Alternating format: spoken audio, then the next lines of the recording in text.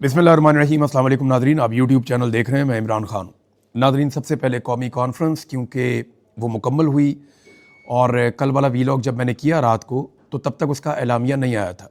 अब सूरत हाल मैं आपके सामने रखता हूँ। जो मेन चीज़ है इस कौमी कॉन्फ्रेंस में, एक मरतबा फिर हुकूमत के साथ मुज़ाकरात की बात की है अपोजिशन ने। ऐसा लगता है कि ये एक मरतबा फिर हुज्जत तमाम कर रहे हैं कि अगर बातचीत करनी है तो बातचीत की जाए और बातचीत के ज़रिए से हल निकाला जाए। लेकिन जब भी कोई पॉलिटिकल पार्टी या पॉलिटिकल पार्टीज़ का एक इत्तेहाद वो बातचीत की तरफ जाता है तो सबसे पहले जो चीज़ सामने रखी जाती है वो मुतालबात। तो यहाँ पे कुछ मुतालबात सामने आए कौमी कॉन्फ्रेंस में। वैसे बड़ी तकारीर हुई, बड़ी जज्बाती तकारीर हुई। कुछ सहाफ़ी हैं, उन्होंने बड़े अच्छे नुक्ते उठाए। मैं सुन रहा था मतीउल्लाह जान साहब को, सिद्दीक जान साहब ने बड़ी अच्छी बात की जजेस के हवाले से कि जो जजेस हैं उन्हें खराज तहसीन पेश किया जाना चाहिए, जो डट कर खड़े हैं। और जिस तरीके से अदलिया को ख़राब किया गया पाकिस्तान में आइनी तरमीम के ज़रिए से अदलिया की आज़ादी और उसकी स्पेस छीन ली गई, इस पे बात की। कुछ जो सियासतदान हैं उन्होंने बड़ी शानदार बात की। तो ये सारी चीज़ें वहाँ पे होती रहीं। बहुत सारे लोगों ने बात की, लेकिन जो लुब्बे लुबाब है उसका और जो एक एलामिया का मैं मुख्तसर आपको बता सकता हूँ कि उन्होंने कहा जी कि एक तो नया चीफ इलेक्शन कमिश्नर लाया जाए और दूसरा अपोजिशन के साथ मुज़ाकरात किए जाएँ। अपोजिशन मुज़ाकरात के लिए तैयार है और शराइत ये है कि नया चीफ इलेक्शन कमिश्नर लाएँ, शफाफ इंतखाबात भी करवाए जाएँ। यानी जो पाकिस्तान में इंतखाबात के साथ हो गया है, 8 फरवरी के इंतखाबात के साथ जो कर दिया गया है, जिस तरह मैंडेट चोरी कर लिया गया है, उसके बाद तो पाकिस्तान के अंदर हक़ हुक्मरानी मौजूदा हुक्मरानों को है ही नहीं। लिहाजा पाकिस्तान में नए इंतखाबात करवाए जाएँ और नए इंतखाबात से पहले 8 फरवरी के इंतखाबात की तहकीकात का भी मुतालबा किया है इस इकट्ठ ने जो कौमी कॉन्फ्रेंस के अंदर बैठा।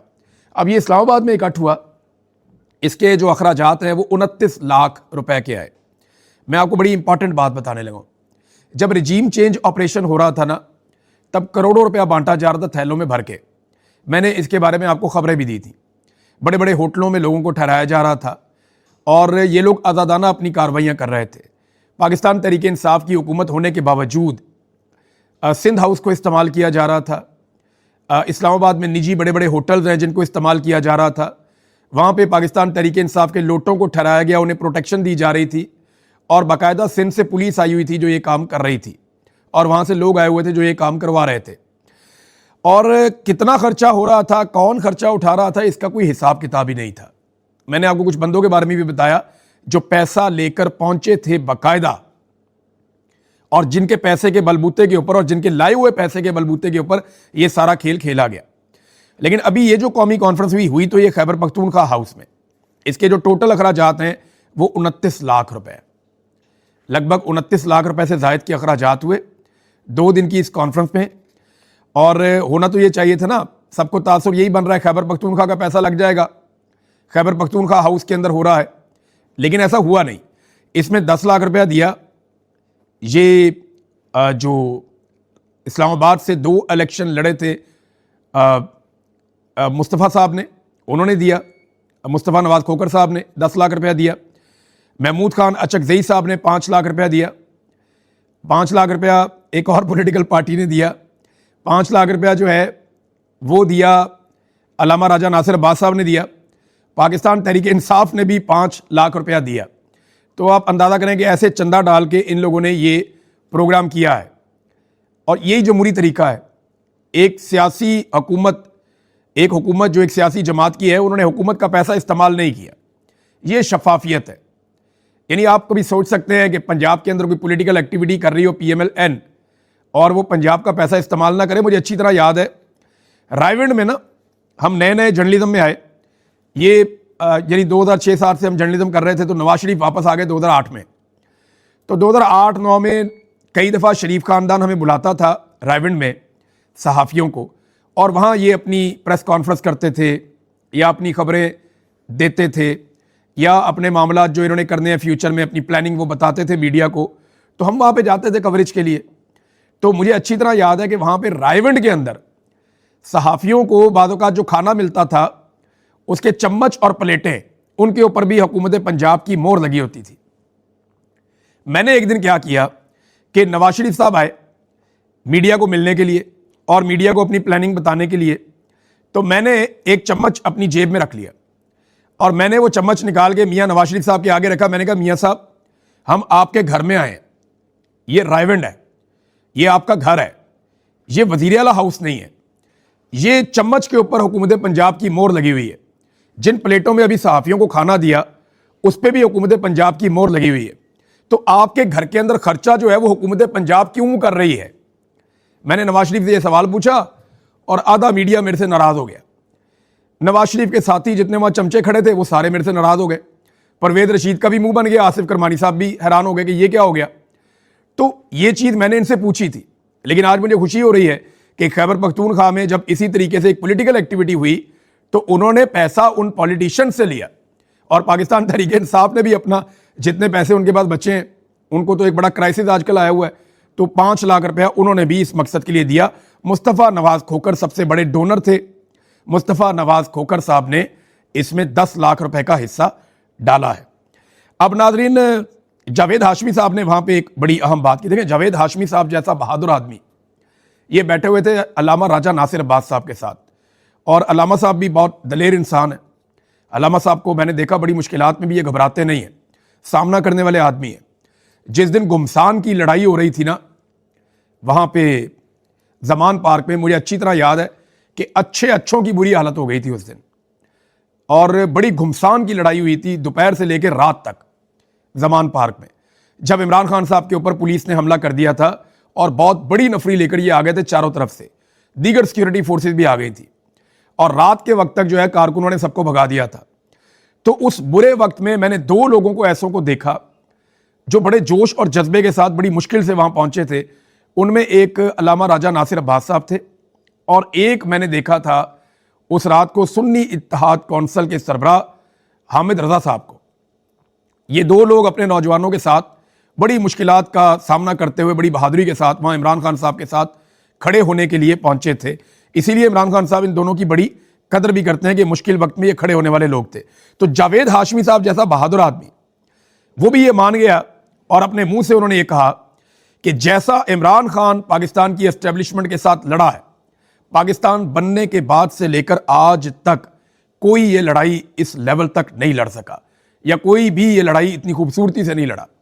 वाकई इमरान खान साहब ने ज़बरदस्त लड़ाई लड़ी है और इमरान खान साहब के लिए पूरी दुनिया में आवाज़ उठ रही है। मैं एक आपका शुक्रिया भी अदा करना चाहता हूँ, ख़ास तौर पे जो लुटन के लोग हैं उनका। मैं शुरू में मैंने करना था लेकिन मैं भूल गया। अभी मैं लुटन में ही बैठा हूँ, वहीं से ये वीलॉग रिकॉर्ड कर रहा हूँ और फिर मैं यहाँ से वापस चला जाऊँगा। लेकिन यहाँ के लोगों का मैं शुक्रिया अदा करना चाहता हूँ कि एक बहुत बड़ा इकट्ठ इन्होंने किया। जो हॉल यहाँ पे मुंतज़मीन ने लिया था फस्तायत के ख़िलाफ़ आवाज़ उठाने के लिए, ह्यूमन राइट्स के लिए आवाज़ उठाने के लिए, शहीद अरशद शरीफ के लिए, बाकी सहाफ़ियों के लिए, पाकिस्तान में आज़ादी इज़हार राय के लिए, रूल ऑफ़ लॉ के लिए, अवामी मैंडेट के लिए, जो लोग आवाज़ उठाने के लिए इकट्ठे हुए, हमने कॉल दी लोगों को, इतनी बड़ी तादाद में लोग आए कि मैं हैरान हो गया। यानी जितने लोग कुर्सियों पे बैठे थे उससे ज़्यादा लोग दीवारों के साथ खड़े थे, बाहर हॉल के खड़े थे। हॉल इतना भर गया था कि अंदर आने की जगह नहीं थी। ये लोगों की कमिटमेंट है पाकिस्तान के साथ। ये चीज़ बताती है कि लोग मायूस नहीं हैं, लोग पीछे हटने के लिए तैयार नहीं हैं। और यही कमिटमेंट अगर लोगों की रहेगी ना, तो वो वक्त दूर नहीं है जब पाकिस्तानी अपना हक छीन लेंगे। और ये मैं होता हुआ देख रहा हूं। मुझे पूरा यकीन है, जैसे इस वक्त रात का वक्त है और बाहर अंधेरा है, इसी तरह मुझे पूरा यकीन है कि एक वक्त आएगा कि लोग अपना हक छीन लेंगे और पाकिस्तान की एस्टेब्लिशमेंट को उनका हक वापस देना पड़ेगा, जितनी मर्जी सख्ती कर लें। यानी अभी ताज़ा खबर मैं आपको बताता हूं, ये तस्वीर आप देखें, ये इमरान खान साहब के कपड़े पड़े हुए हैं, ये उनकी जर्सी है, जैकेट है, ये बाकी कपड़े हैं, ये बैग के अंदर उनके गर्म कपड़े हैं। ये चीज़ें इमरान खान साहब तक को पहुंचानी है। नवंबर के महीने में कोशिशें शुरू हुई कि क्योंकि सख्त सर्दी आ रही है, लिहाजा इमरान खान साहब को गर्म कपड़े और सामान पहुंचाया जाए। 1 महीना हो गया, इमरान खान साहब की फैमिली ये सामान इमरान खान साहब तक पहुंचाना चाहती है, लेकिन उन्हें सामान इमरान खान साहब तक नहीं पहुंचाने दिया जा रहा। देखिए, इसीलिए जो सियाने लोग थे, जो बुजुर्ग थे, वो एक बात कहा करते थे। वो ये कहते थे कि अल्लाह ताला अगर किसी को दुश्मन देना तो ज़र्फ़ वाला दे, ऐसा दुश्मन ना दे जिसका ज़र्फ़ ना हो।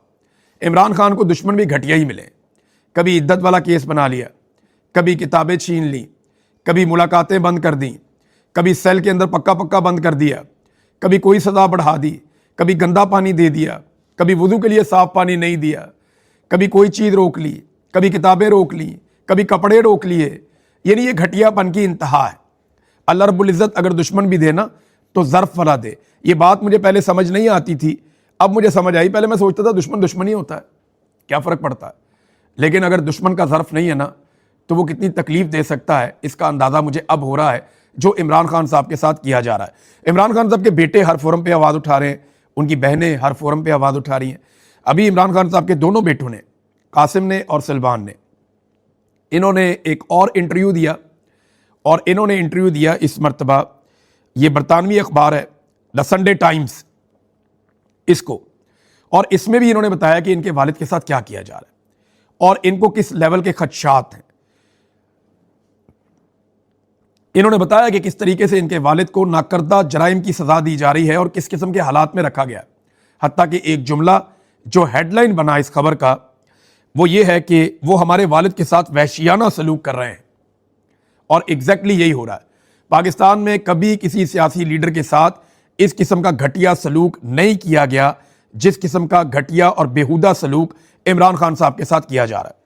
नाज़रीन, खबरें तो बहुत सारी हैं, लेकिन ये मईशत के हवाले से मैं एक चीज़ और आपके सामने रखता हूँ, और ये बार बार सामने आती है।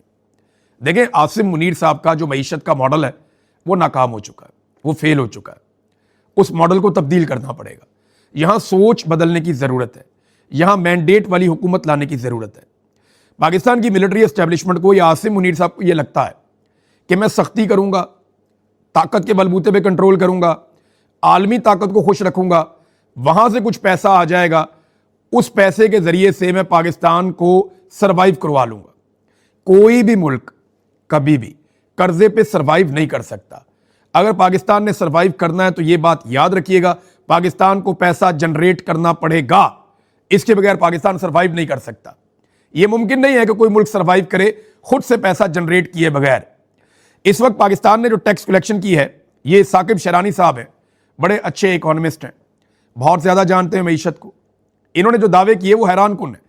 इन्होंने कहा जी 30 साल हो गए, मैंने कभी मुल्क की मईशत में इतनी बड़ी तबाही नहीं देखी। 1.7% शरह नमू है, ये पाकिस्तान की तारीख की कम तरीन शरह नमू है। सरमायाकारी पाकिस्तान की तारीख की कम तरीन हो गई, 50 साल रिकॉर्ड टूट गया, और शरह गुर्बत पाकिस्तान की 45% तक पहुंच गई है। 22% पाकिस्तान में बेरोजगारी बढ़ गई है, और पाकिस्तान ने 18 ट्रिलियन इकट्ठा किया। यानी ये वो पैसा, 1000 अरब को 1 ट्रिलियन कहते हैं। 18,000 अरब पाकिस्तान ने इकट्ठा किया, यानी 18 ट्रिलियन पाकिस्तान ने इकट्ठा किया। इनमें से 9 ट्रिलियन हमारा सूद में चला गया। अंदाजा कीजिए आप, 9 ट्रिलियन पाकिस्तान का सूद में चला गया, और उसके बाद जो बाकी बचा 9 ट्रिलियन वो कहां गया? वो मुराद के अंदर, बैरूनी दौरों के अंदर, हकूमती अखराजात के अंदर, पेंशन के अंदर, तनख्वाहों के अंदर। तो हमारे पास तरक्की करने के लिए क्या बचा? हमारे पास कर्जे उतारने के लिए क्या बचा? कुछ भी नहीं बचा। तो इतनी कम कलेक्शन के साथ, इतनी गिरती हुई इकोनॉमी के साथ कोई मुल्क सरवाइव नहीं कर सकता, ये मुमकिन नहीं है। और तवज्जो इनकी क्या है? केसेस के ऊपर। और केसेस की हालत क्या है? जरा ये एक खबर और आप देख लें। केसेस की हालत ये है कि जिस केस में अलकादर में इन्होंने इमरान खान को फंसाया, उसी केस में जुल्फी बुखारी का रेड वारंट निकालने के लिए इंटरपोल से इन्होंने राब्ता किया। जिस केस में इन्होंने इमरान खान को फंसाया, वैसे ही एक केस में मुनसलाई के बारे में भी इंटरपोल से राब्ता किया। तो जनाब इंटरपोल ने जुल्फी बुखारी के बारे में हुकूमत ने जो दरखास्त दी थी उसको रद्दी की टोकरी में फेंक दिया। यानी जिन शवाहिद की बुनियादों के ऊपर इमरान खान को सजाएं दी जा रही है ना पाकिस्तान में, जिन शवाहिद की बुनियादों के ऊपर इमरान खान से बदला लिया जा रहा है पाकिस्तान में, उन शवाहिद को आलमी इदारे रद्दी की टोकरी में फेंक रहे हैं। ये हो रहा है। और मेरे पास ये भी इंफॉर्मेशन है, आज से कुछ अर्सा पहले मुझे पता चला था मेरे एक सोर्स से कि मेरे कागजात भी मूव किए गए हैं। बाकायदा एक फाइल मूव की गई कि जनाब इमरान खान का नाम, इमरान रियाज का नाम इंटरपोल में डाला जाए और हम इसको गिरफ्तार करके पाकिस्तान वापस लेकर आएंगे। और मेरी अब तक की इतला के मुताबिक हुकूमत को घास नहीं डाली गई। लेकिन अगर घास डाली भी गई ना, तो मैंने बड़े मुकदमे लड़े हैं पाकिस्तान के अंदर, पाकिस्तान के बाहर भी लड़ दूंगा। और ऐसी कोई बात नहीं है कि आप मुकदमा करें और अब मुकदमे से भाग जाए। पाकिस्तान में भी सारे मुकदमात का सामना किया, यहाँ पे भी सारे मुकदमात का सामना करेंगे। और इंटरपोल के अंदर जब आप दरखास्त डालते हैं ना, तो वो सबसे पहले ये देखते हैं कि जनाब ये बंदा कौन है। जब वो उन्होंने गूगल किया, उन्हें पता चला कि जनाब ये बंदा तो जबरी तौर पे लापता रह चुका है, इस बंदे पे तो गिरफ्तारी के दौरान बदतरीन टॉर्चर हो चुका है, ये तो एक जर्नलिस्ट है जिसको 10 मरतबा सिर्फ इसलिए गिरफ्तार किया गया कि ये पाकिस्तान की एस्टेब्लिशमेंट का बयानिया बनाने से इनकार कर रहा था, तो इस वजह से इस बंदे को विक्टिमाइज किया जा रहा है। तो ये कागज रद्दी की टोकरी में जाएंगे। अब रद्दी की टोकरी से कागज निकाल के इनको लपेट के पाकिस्तान ले जाएं आप, क्योंकि जुल्फी बुखारी के बारे में भी इन्होंने केस जो बनाने की कोशिश की, बैनुल अक़वामी सतह पे उस पूरे मुद्दे को रिजेक्ट कर दिया गया है। तो इनको बार बार शिकस्त होती है, हर फोरम पे जहां जाते हैं वहां शिकस्त होती है। आखिरी खबर नाजरीन, डेरा गाजी खान में रैली निकाली पाकिस्तानियों ने। इससे पहले मैंने आपको बताया कि खैबर पख्तूनख्वा में बहुत सारा एहतजाज हुआ, बहुत सारी जगहों पे एहतजाज हुआ। फिर डीजी खान में जो गंडापुर बरदरान है, उनकी कॉल के ऊपर भी एक बड़ी रैली निकली। वहाँ पे पाकिस्तानियों ने इमरान खान और बुशरा बीबी के हक में मुजाहरा किया, और मकसद ये उनका कि इमरान खान और बुशरा बीबी को एक मरतबा फिर निशाना बनाते हुए इंतकाम का गलत सजा दी गई है। पंजाब में बदतरीन फस्तायत के बावजूद, बेशुमार गिरफ्तारियों के बावजूद लोगों ने बड़ा टका के एहतजाज किया। ये पंजाब के लोगों को आप जितनी शाबाश देना उतना कम है। यहाँ बहुत सारे लोग तनकीद करते हैं कि जी पंजाब से लोग खड़े नहीं होते। देखिए, कुछ हद तक उनकी तनकीद जायज़ है, लेकिन मेरा एक और भी मौक़िफ़ है कि जितनी मार पंजाब में पड़ी है ना पाकिस्तान तहरीक इंसाफ को या आम शहरियों को, इतनी मार पूरे पाकिस्तान में कहीं नहीं पड़ी। पंजाब में 1 लाख घरों का इन्होंने चादर और चार दीवारी का तकद्दुस पामाल कर दिया, हज़ारों घरों का सामान तोड़ दिया, लगभग 20,000 के करीब बंदों को गिरफ्तार करके अंदर डाल दिया।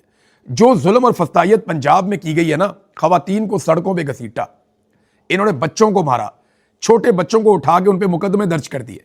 जो फस्तायत पंजाब में हुई है मिडिल क्लास के साथ, वो पाकिस्तान की तारीख में और कभी पंजाब में नहीं हुई।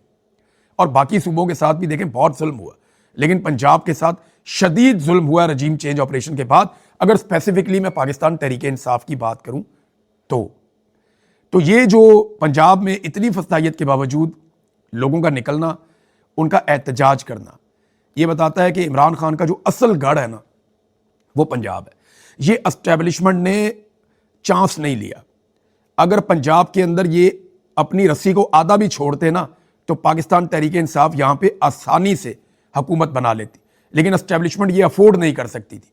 उन्होंने पूरी ताकत पंजाब में लगाई, पूरी ताकत पंजाब में लगाई कि किसी तरह यहाँ पे जाली हुकूमत बिठाई जाए, और उन्होंने पंजाब में जाली हुकूमत बिठा ली। अब उमर डार साहब भी गिरफ्तार हो गए हैं, बहुत सारे और रहनुमा पाकिस्तान तहरीक इंसाफ के, वो भी गिरफ्तार हो गए हैं। लेकिन गिरफ्तारियों से होगा क्या? ये लोग बाहर आएंगे और मजबूत बनेंगे, और इमरान खान के मकसद के साथ और उसके साथ मजीद मजबूती से खड़े हो जाएंगे। आज आप पूरी दुनिया में कहीं पे भी रेफरेंडम करवा लें, ओवरसीज पाकिस्तानी 1 करोड़ से ज़ायद है, करवा लें आप इनका रेफरेंडम कि ओवरसीज पाकिस्तानी इमरान खान के साथ खड़े हैं या आसिम मुनीर के साथ, आपको पता चल जाएगा। चले हम यहाँ करवा लेते हैं। ये मेरा जो वीलॉग है ना, इसके नीचे आप लोग कमेंट करें, आसिम मुनीर या इमरान खान। आप इमरान खान लिखेंगे हम वो भी गिन लेंगे, आप आसिम मुनीर लिखेंगे हम वो भी गिन लेंगे, और हम अगले वीलॉग में बता देंगे, एक आधे वीलॉग को छोड़ के, क्योंकि हमें गिनने में ज़रा टाइम लगता है, बहुत ज़्यादा हो जाते हैं। तो हम आपको बता देंगे कि कितने लोग किसके साथ खड़े हैं। अब तक के लिए इतना ही। अपना ख्याल रखिएगा, अपने इस चैनल का भी। अल्लाह हाफिज़।